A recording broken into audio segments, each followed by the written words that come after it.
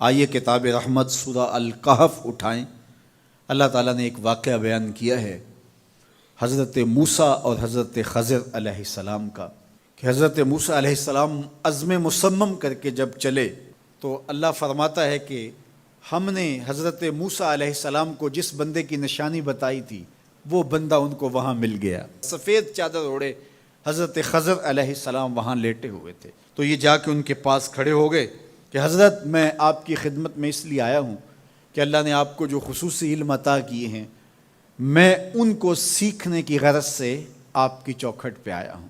کہا تم میرے ساتھ صبر نہیں کر پاؤ گے، معاملے مشکل ہیں، سفر دشوار ہے، منزل کٹھن ہے، اور میرے معاملات ایسے ہیں کہ تم اعتراض کرو گے اس کے بغیر تم رہ نہیں سکتے۔ حضرت موسیٰ علیہ السلام نے کہا اگر اللہ نے چاہا تو آپ دیکھیں گے میں صبر کروں گا اور آپ کے کسی حکم کی کسی کام کی میں نافرمانی نہیں کروں گا، کسی کام کا انکار نہیں کروں گا۔ کہا کہ اچھا شرط یہ ہے کہ جو میں کروں اس پر تم اعتراض نہیں کرو گے، سوال نہیں کرو گے، یہاں تک کہ میں خود ہی نہ بتاؤں۔ تو کہا کہ یہ شرط ٹھہری، میں کوئی بات نہیں کروں گا۔ فانطلقا، دونوں چل پڑے، دریا کے پار جانا تھا۔ جو کشتی کا مالک تھا، کشتی بان تھا، وہ حضرت خضر علیہ السلام کو جانتا تھا تو اس نے کرایہ بھی نہیں لیا، لیکن جب کشتی پر سوار ہوئے تو عصا مار کے حضرت خضر علیہ السلام نے کشتی کا ایک پھٹا توڑ دیا۔ تو بے ساختہ حضرت موسیٰ علیہ السلام نے کہا آپ نے پھٹا توڑ دیا، یہ سارے ڈوب جائے؟ کہا میں نے کہا تھا نا تم میرے کاموں پہ صبر نہیں کر پاؤ گے۔ تو حضرت موسیٰ کو یاد آیا، کہا میں بھول گیا تھا، اس پر مواخذہ نہ کیجیے۔ پھر دونوں چل پڑے، بچے کھیل رہے تھے، ایک خوبصورت لڑکا وہ بھی بچوں میں کھیل رہا تھا۔ حضرت خضر آگے بڑھے اور اس کی گردن مروڑ دی، اس کو قتل کر دیا۔ صاحب شریعت تھے حضرت موسیٰ علیہ السلام، نہ رہ سکے، پھر بول پڑے ایک جان کو بغیر کسی جان کے بدلے میں قتل کر دیا، اس نے گوایا کیا تھا ہمارا؟ آپ نے بہت ہی جو ہے وہ غلط کام کیا، یہ کام اچھا نہیں کیا آپ نے۔ کہا میں نے کہا نہیں تھا کہ تم میرے ساتھ صبر نہیں کر پاؤ گے۔ کہا ایک موقع اور دے دیجئے، اب اگر میں نے کوئی اعتراض اٹھایا تو پھر دوبارہ مجھے آپ اپنی صحبت میں نہ رکھیے، عذر تمام ہو جائے گا۔ پھر دونوں چل پڑے، یہاں تک کہ ایک بستی میں دونوں آئے تو آپ نے بستی والوں سے کہا کہ ہم مہمان ہیں، آپ ہماری مہمان نوازی کیجیے، کھانا کھلائیے۔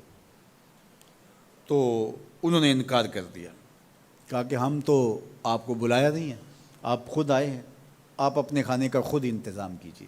گزر رہے تھے گلی سے تو ایک دیوار گرنا چاہ رہی تھی، تو جلدی سے اس دیوار کو مرمت کر دیا۔ کہا حضرت ہم اگر چاہتے تو اس پہ اجر لے سکتے تھے، انہوں نے ہمیں کھانا تک نہیں دیا اور ہم ان کی دیواریں سیدھی کر رہے ہیں۔ کہا اب تمہاری میری جدائی ہو گئی، تم نے یہ بھی اعتراض کر دیا۔ تو انہیں یاد آیا کہ وہ یہ بھی اعتراض ہو گیا۔ اب میں تمہیں بتاتا ہوں کہ یہ 3 کام میں نے کیوں کیے۔ اللہ اکبر۔ اب سنیے، قرآن ہمیں بتاتا ہے کہ ظاہری علم بھی ہوتا ہے لیکن کوئی باطنی علم بھی ہوتا ہے۔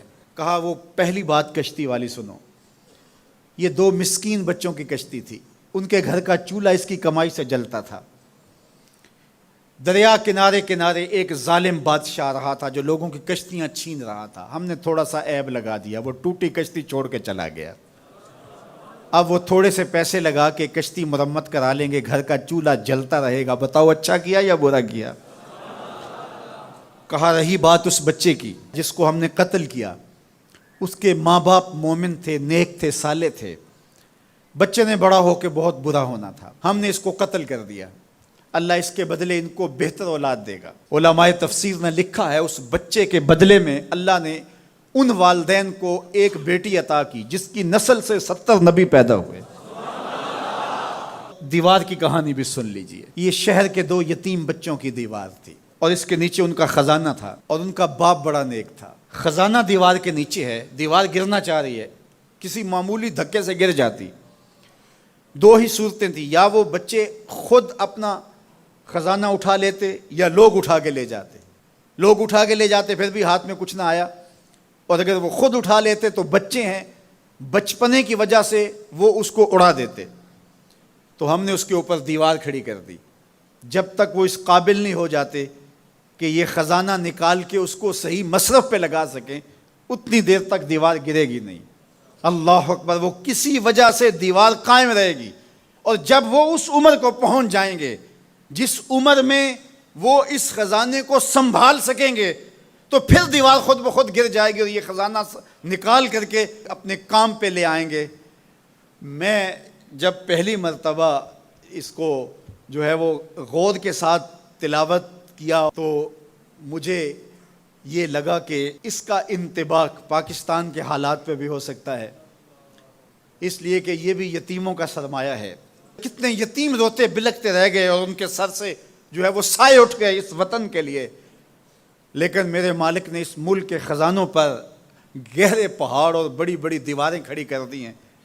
جب تک یہ قوم بلوغت تک نہیں پہنچے گی اتنی دیر تک وہ خزانے ظاہر نہیں ہوں گے، اور جب یہ قوم اپنی بلوغت تک پہنچے گی، شعوری بلوغت، فکری بلوغت، علمی بلوغت، اور رب سے جو وعدہ کیا تھا پاکستان کا مطلب کیا، لا الہ الا اللہ، جب اس بلوغت تک یہ پہنچ جائے گی، اس وعدے کی تکمیل ہوگی، پھر رب دیوار ہٹا دے گا اور پاکستان کو اللہ اتنے خزانے دے گا اور پاکستان ایسا مالا مال ہوگا دنیا دیکھنے آئے گی انشاءاللہ۔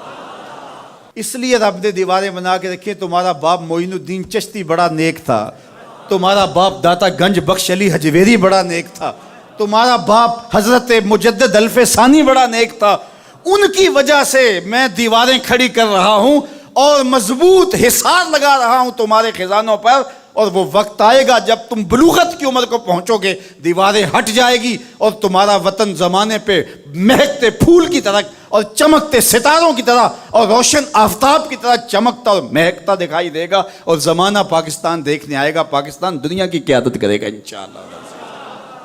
تو کہا یہ تعویل ہے ان باتوں کی جو باتیں میرے رب نے مجھے بتائی، اور یہ میں نے اپنی مرضی سے نہیں کہیں، اور جو میں نے کیا اپنی مرضی سے نہیں کیا۔ تو یہ باطنی باتیں ہیں، شاید یہ باطنی باتوں کے جوش میں یہ بات بھی میں کر گیا۔